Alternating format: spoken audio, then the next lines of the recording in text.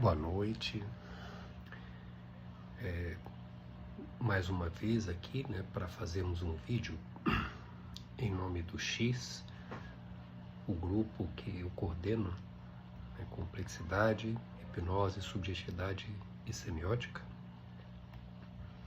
Eu sou professor Maurício Neuber, da Universidade de Brasília. E o motivo hoje dessa nossa fala é, por um lado, assim, de uma grande tristeza, né, e também de muita gratidão.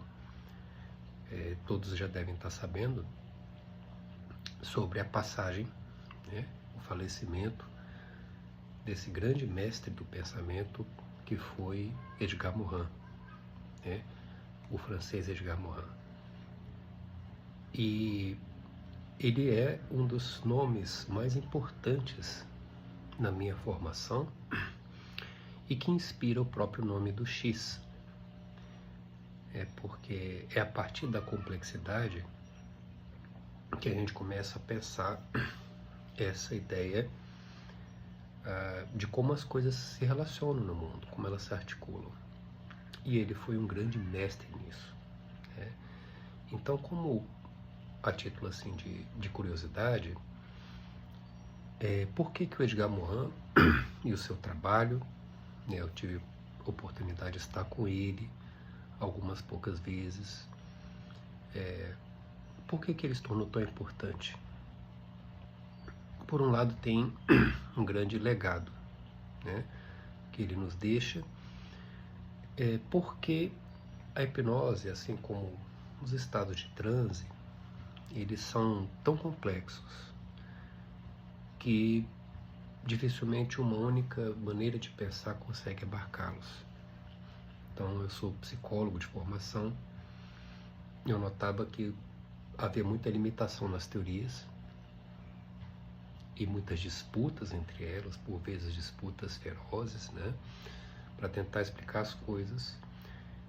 E a hipnose, ela deixava a gente assim com muitas interrogações, né? Tanto que por muito tempo a hipnose ela foi rejeitada mesmo pela academia, né? Foi marginalizada, foi muito mal vista até. Então, no meu doutorado, eu lembro que eu desenvolvi as possibilidades de articulação entre teorias distintas, né, a partir de uma epistemologia da complexidade fundamentada na obra do Edgar Morin. Então, a gente pode pensar, por exemplo, as relações profundas que existem entre interno e externo, entre o indivíduo e o mundo social e o coletivo, né, entre determinismo e livre-arbítrio, questões de filosofia muito profundas que permeiam, né, a maneira de pensar a nossa psique e a nossa psique numa alteração de consciência, né, ser e existir, né, passado, presente, futuro, essas questões que estão aí. E a complexidade, ela lança uma luz muito interessante, mostrando que ideias diferentes elas se articulam e não necessariamente elas se opõem. E essa reflexão ela vai longe, porque na hipnose, por exemplo, nós temos muito aquela discussão de como a hipnose ela ajuda a brincar com a realidade. A pessoa que está em transe, ela pode ter noções de tempo, de espaço, de matéria, de outro, e também de valores sociais, né? De bem e mal, masculino e feminino, sagrado, profano, muito diferentes da nossa realidade convencional. Então a obra de Morin mostra uma articulação muito mais ampla entre aquilo que a gente considera ficção, imaginação, né, e aquilo que a gente considera uma realidade objetiva, né? Então, essas questões, elas vão nos mostrando, né, desdobramentos extremamente ricos. Quando a gente discute os temas ligados, né, à hipnose, a espiritualidade muito ligada à hipnose. Então, um dos primeiros autores que embasou a nossa reflexão sobre as pesquisas de experiências espirituais através do transe foi o Edgar Morin, quando ele falava da noosfera, né? Baseando-se muito em teólogos e também em Karl Popper, ele falava que existe o mundo objetivo das coisas concretas, o mundo subjetivo das nossas impressões, sensações, sentimentos, e o mundo das ideias, seria a noosfera, que é o mundo coletivo. Então, quando ele se referia, por exemplo, aos daimons, ou os demônios, não era no sentido teológico, mas ele dizia que você às vezes se relaciona com uma ideia, ou as ideias de um autor, de uma tal maneira que você cria esses daimons na sua subjetividade. E de uma certa forma, já existem daimons culturais que influenciam a vida de nós, seres humanos.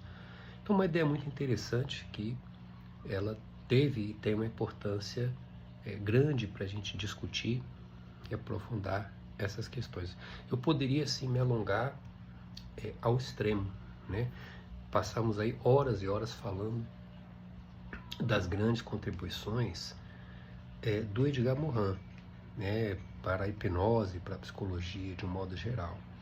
Então são 104 anos, gente, que vida extraordinária esse homem teve. E aí que fica uma questão, porque quando eu falo em transe,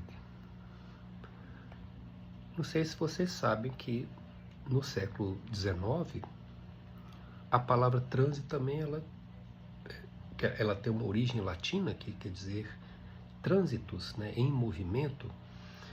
Ela passa no século XIX, na França, a também ser associada tanto ao transe mediúnico, né, está aparecendo ali o trabalho dos espiritualistas, do Allan Kardec, né, como também com a própria morte.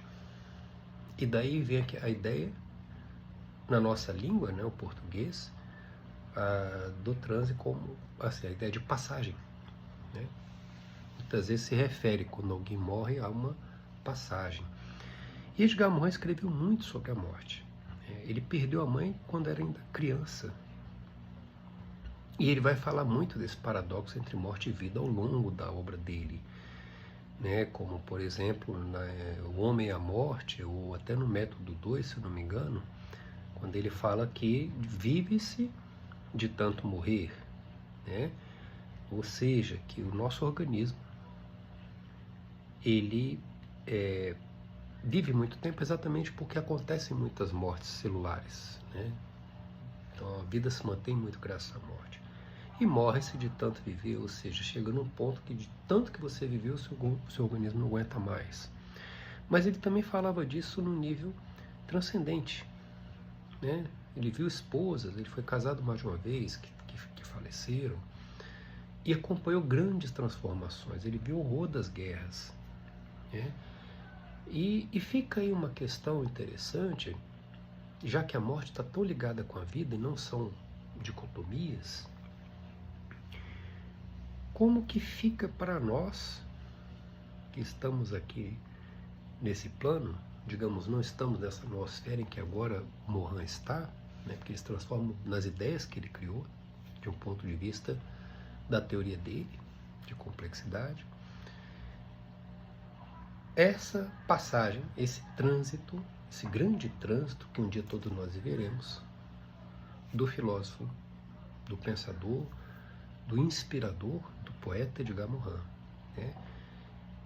E aí que entram alguns pontos, né, que a gente poderia pensar, porque a complexidade, o Edgar Morin, antes, né, dessa passagem, ele se mostrava muito atônito, muito surpreendido, num caráter assim extremamente preocupado, porque ele acompanhou as guerras, né, em N situações, a Segunda Grande Guerra principalmente, e de fato a guerra é uma das coisas mais brutais, mais estúpidas, né, da sombra humana. E ele vê essas coisas retornando, movimentos extremistas retornando, nome de ditadores do passado terríveis retornando na boca de tanta gente, né? O que talvez pudesse parecer para muita gente um retrocesso assim da humanidade, com tanto sangue inocente sendo derramado, né? Às vezes a gente pode se indagar se ele não pensou uma coisa assim. Poxa, que desânimo. Eu lutei tanto de minhas ideias e eu não vou ver esse mundo melhorar. Mas aí é que entram algumas coisas para a gente poder pensar também, cultivando a memória dele em nós, porque essa também é uma forma de nós ajudarmos a manter vivo esse pensamento que ele nos deixou, que é uma maneira de mantê-lo vivo também, né? Até porque a gente pode aprender, né, com os povos que cultuam seus ancestrais. E de uma certa maneira o Edgar Morin é um grande ancestral hoje de muitas pessoas, né, que tem essa sensação de estar se sentindo órfãos, né? E isso é muito interessante, porque primeiro a complexidade é uma das formas de falar de amor, talvez das mais profundas e mais bonitas que existem. Por quê? Porque ela mostra que todas as coisas estão em relação. E que mesmo quando existe o conflito, a violência, existe algo maior que parece que une e reorganiza as coisas. Então a ideia do complexos, o que é tecido em conjunto, é uma ideia que mostra uma grande solidariedade entre os acontecimentos do mundo nas suas mais diferentes expressões, né? Ao mesmo tempo, essa grande solidariedade, eivada de paradoxos, ela mostra que esse tecido é feito junto, é tecido em conjunto, mas ele não anula essas partes. Ou seja, quando fazemos um todo, a gente não tem que se diluir. E cada saber, cada ideia, cada grupo humano, né, e não humano importam. Eles são importantes. Então essa maneira profunda de reconhecimento, inclusive dos mais pequenos, dos menores. E isso tem tudo a ver com o transe, porque quantas vezes nós não vemos que aquela experiência onírica, que aparentemente não tem pé nem cabeça, desencadeia tantas mudanças concretas na vida da pessoa. Aquela história que alguém já ouviu, de que a criança que brinca às vezes de ver nuvens no céu, de ver castelos no céu, e formas no céu, dinossauros, né? Até já vi carros, aviões, tudo olhando para as nuvens. Muitas vezes vai ser o cientista que coloca o foguete na Lua. Então, como que uma coisa tão singela e inocente transforma-se num projeto que pode revolucionar a humanidade? E essa é uma forma de nós lidarmos e entendermos talvez essas grandes contradições, porque depois de tanto sofrimento e tantas construções bonitas, parece realmente desanimador e um retrocesso a gente vê as barbáries aparecendo novamente no mundo. Só que, pensando dessa maneira otimista, esse talvez seja um grande recomeço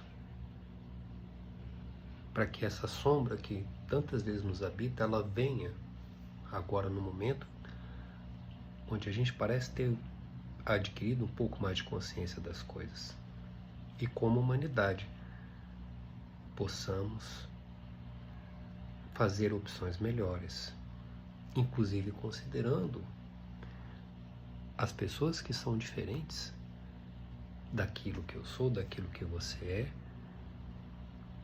como irmãos de uma grande família.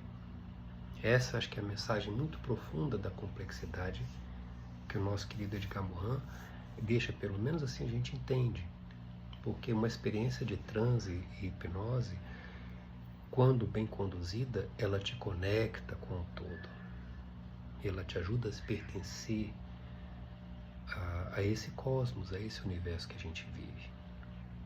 E para fechar, pensando nisso, eu lembro de uma passagem num dos livros dele, acho que é O Homem e a Complexidade, na qual ele colocava assim: conhecimento religioso, 10.000 anos, filosófico, 8.000 anos, ia baixando. Conhecimento científico, 0 anos. Né? E ele dizia que isso, no fundo, era uma coisa muito boa. Era um pensamento muito otimista. Porque entendemos que ainda estamos na pré-história, mas temos muita coisa pela frente. É um pensamento muito otimista. Então, agradecemos ao querido amigo e mestre, o professor Edgar Morin, por tudo o que ele nos deixa e com o compromisso que temos de pequenos que somos, trabalharmos para que esse mundo ele seja mais digno a todos. Um grande abraço a todos.